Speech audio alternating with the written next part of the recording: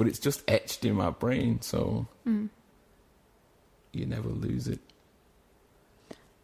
I'm interested that, even in this, when your consciousness goes off on this, wherever it is, this vision that you've been describing, you still have thoughts.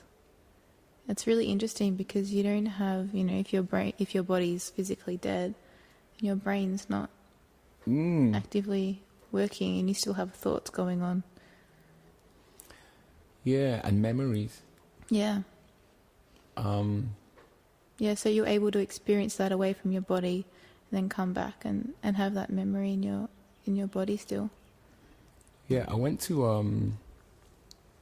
a seminar or lecture at the Florey Brain Institute in Parkville, and I'm forgetting the name of the doctor, but he was saying how they found regions of the brain that store memories, and they've been able to manipulate memories in rodents and stuff by using lights and other kind of wave technology to either install a fearful memory, so the mouse goes into this room and gets scared even though he's never been in the room before, and then they can deprogram it and say, now you feel comfortable, and then the mouse goes in and it's like having a good time.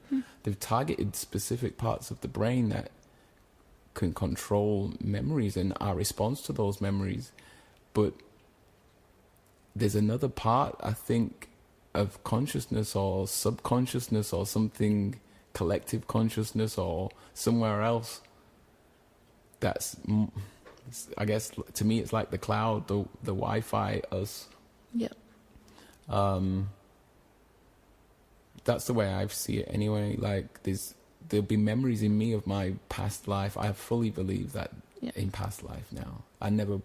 Before, I was more like, I grew up Catholic and I didn't really believe the Bible anyway. I was pretty much atheist, and I felt like my energy is going to go into the ground and become compost, and then that it's going to feed the grass and the plants, and that's going to feed the cows and whoever comes to, like, that was my cycle. It was very physical, science-based. But now I view this like it's a car. Like, this body is a vehicle, and we just rent them. We just come and rent them for a while, maybe 50 years, maybe 100 if you're lucky, maybe just 10 if you're unlucky, or lucky, what's that? You chose it before you came here because you knew you had to experience something. Every time you come back, you got to experience something new and different. And sometimes you wear the murderer skin, sometimes you wear the victim skin. You've never experienced it before, so what else are you going to do? And after your experience with death, how did this change your life and your perspective of life and how you view death now? My life has become to a point where sometimes I feel like there's too much suffering on earth, and I think, I keep coming back, and obviously it's still traumatic here. Maybe I won't come back for a while next time. Take a break. Yeah, and I've been getting into a lot of Buddhist philosophy, and they talk about cyclic existence, where it keeps coming back in a cycle, and there's a way to prevent it, and it's about firstly self-love, and then secondly, which becomes firstly, is loving everybody else and the planets and the, everything inside it, because it's all you. You forget that it's you. You forget that the apple is actually part of the tree. They look separate. And you forget that we're the apples from the planet, and we think that we're separate sometimes, but how can you not love yourself? It's like not loving my arm, or just like abusing just my arm or something, but it's part of my body, so why would I do that? You know what I mean? I want every part of my body to be healthy. So that's where I'm trying to be at, and that's why I was coming to yoga, and it's changed my life so much. Like, when I talk to my mum back home, sometimes they think I've had a mental breakdown or a midlife crisis, and I'm like, no, I'm just waking up to see life outside of the games that we've been playing, you know? Because that's what I see a lot of life as now, distractions and games and roles that we get sucked into and believe that's who we are, but it's just like a pantomime, like a theatre. You can change a role and become anything at any point. You just do whatever you want in life, but we get told that it's this way. Yeah. This is the way it's always been. Yeah. So yeah, trying to see outside the box a bit more, trying to see myself a bit more, and sometimes when things might not be going the way I would hope they go in my relationships with my family or my wife or whoever, really looking at myself in those situations a bit more. I used to think that I was always right all the time. And now I'm just like, there's two perspectives, you know? Yeah. Like, a good analogy that I always use is if you're on the beach looking out to the ocean and there's a beach ball floating, it might look like it's got a red section, an orange section, a green section. But if you're in the boat looking back towards the ocean, it might look like it's blue, white, and red. You're both seeing the same thing from different perspectives, and you're both telling the truth. So just, I've been learning more patience, more compassion, more tolerance. But it's not easy all the time. But I feel like I'm on a good path, because I know that when I meet God again next time, which now to me is just myself having that talk with myself, how are you going to be there all the time unless it's you, the all-seeing? You can't lie to yourself. You get to the end, you have to answer to yourself. Did you really try your hardest? What about with your wife that time? Do you remember that time? Because I remember that time. Yep. And you can't lie about that because it's just you. Yep. So now I'm like, okay, I've got to be prepared to meet myself and know that I did it right. And if I keep reminding myself of that, then I'm like, then I might not come back next time. Maybe I'll get a chill, because I obviously have to learn this and learn that and learn this. And it's just not sinking in up until now. Now I'm get it now. Now I get what I've got to do. So it's, people tell me like, I wouldn't tolerate that, that. And I'm like, man, it's not about my ego or feeling a certain way anymore, because that's the thing that creeps in, and it's still there. But it's learning that that's what it is as well, and an ego issue, and things are bigger than that. So yeah, listening to a lot of Eckhart Tolle as well. He's pretty awesome. Yeah. So yeah, all these things have impacted my life quite heavily. Like I'm a different person to who I left when I left England, and just more in tune with myself and more honest in myself and more transparent with that. Because I guess I was quite introverted and had a pretty rough, traumatic childhood as well. So I was quite closed and didn't really talk as much till I started getting in my teens and started getting a bit more confident. But then even then there was a false bravado to it, like a little hip hop swagger. Yeah. And then like a mask sort of. Yeah. Just hey, everything's all good, everything's all G all the time. And I got known as being the smiley kid, the happy kid, you know? And it's like, if I'm not smiling now, people are going to say, what's wrong? And I don't want to raise all the questions. And you end up just keeping the mask on to avoid social interaction. And then that becomes social anxiety, because you haven't interacted with somebody for so long.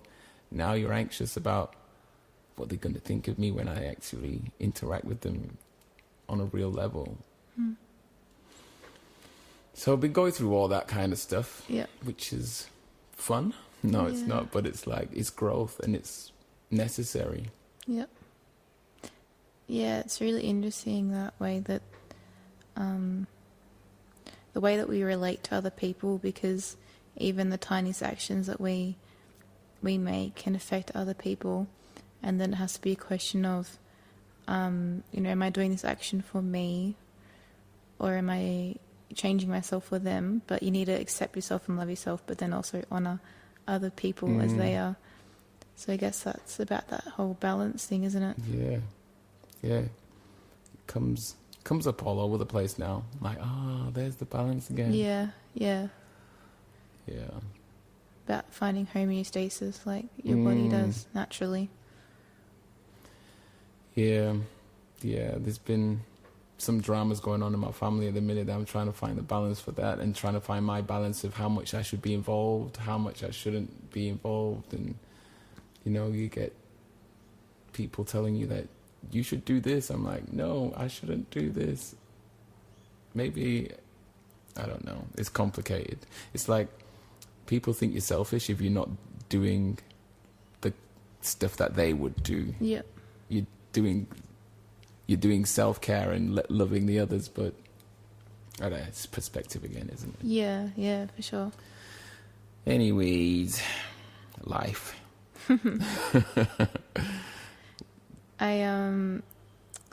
I've heard from quite a few different spiritual teachers, and I just recently learnt from a different podcast on quantum mechanics I was talking to you about before, about that space between your thoughts where your consciousness resides, and that space is where there is infinite possibility, that's where the potential is. So if you just keep on your patterns of thoughts and the way that you go about things, and you just listen to your thoughts all the time. But if you sort of take that space and are present with that space, then you can create anything you want. You can change whatever you want. I fully believe that as well.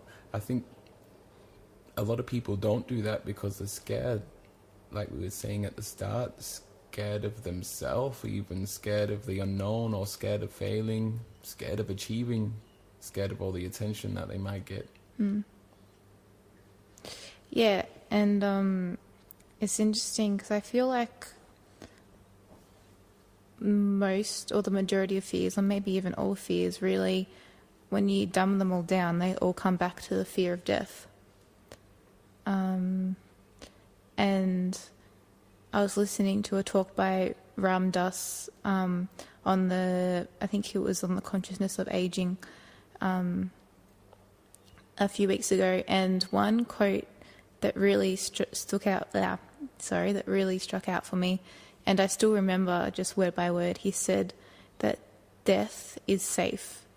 And that for me, I guess just the way that it shook all of my current belief systems about death, everything I've been taught about death. Like, if you do something that can potentially lead to death, then we call that dangerous. So that idea that death is completely safe was just, to me, it was like a shock wave going through my system. Yeah. I was like, it just completely changed everything for me. Perhaps people who do know that are using it like a parent would do to, don't go out there at night, the boogeyman will come and get you, or the werewolves, or the baddies, the bad guys. Bad guys. Yeah. And the kid goes, oh no, I don't want that to happen, I best listen to my mum and come inside. But I think we do lie to our kids, and we lie to ourselves. And sometimes we might know the truth, but we still go along with it anyway. It's weird. It's like the world has got a mental health problem. Yeah, like we see suffering, as almost normal now. I mean, obviously we don't like it, but we're scared of death, where death is really just, I guess, the next, the next part of your path. Like, I don't know, it's like going through puberty or something. It's just a natural evolution of your body changes, and you change and you grow, and then you go through that phase, and there's another life on the other side, like the quote. Yeah. But I guess because not many have been there and come back, and the few that have are rarely listened to, because they're a minority.